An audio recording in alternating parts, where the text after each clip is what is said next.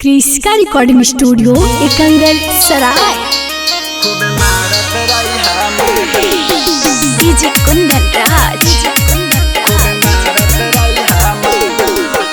चीरी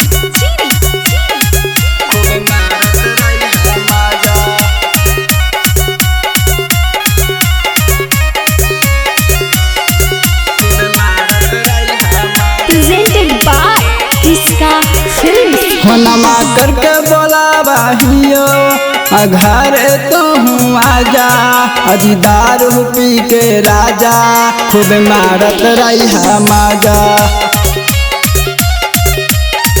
हमारा के छोड़ के गैला कमाई जाके झाझा, अजी दारू पी के राजा खूब मारत रही माजा। होनमा करके बोला बाहियो घर तो हूँ आजा, अजी दारू पी के राजा खूब मारत रही माजा।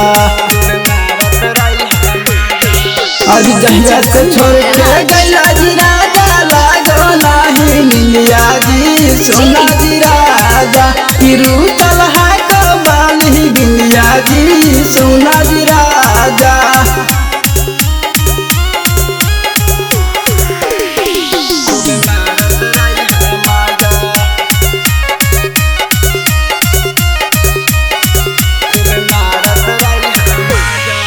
अजी फोनमा से करा बतिया जी राजा भरे नहीं मान जी, देखा हियो तोरे सपना मन मान हो छछान जी।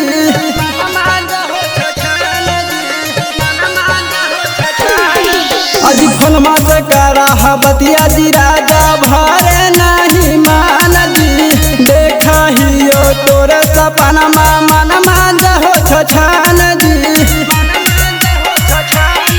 जल्दी से गाड़ी धर के घर तो हूँ आजा, अजी दारू पी के राजा खूब मारत रही माजा।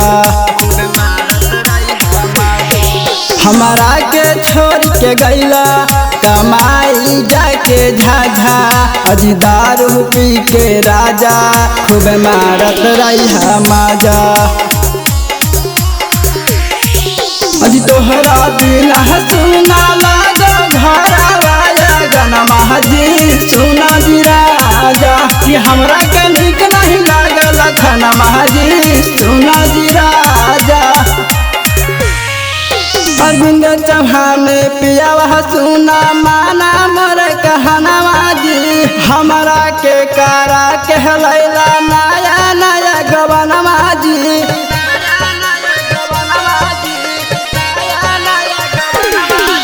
अरविंद चौहान पियावा सुना माना मोर कहनवा जी, हमरा के कारा कहलैला नया नया गवनवा जी। या छोरी के ताहू गैला माल ताजा ताजा, अजी दारू पी के राजा खूब मारत रही माजा। हमारा के छोड़ के गैला कमाई जाके झाझा, अजी दारू पी के राजा खूब मारत रही माजा। क्रिस्का रिकॉर्डिंग स्टूडियो एकंगल सराय।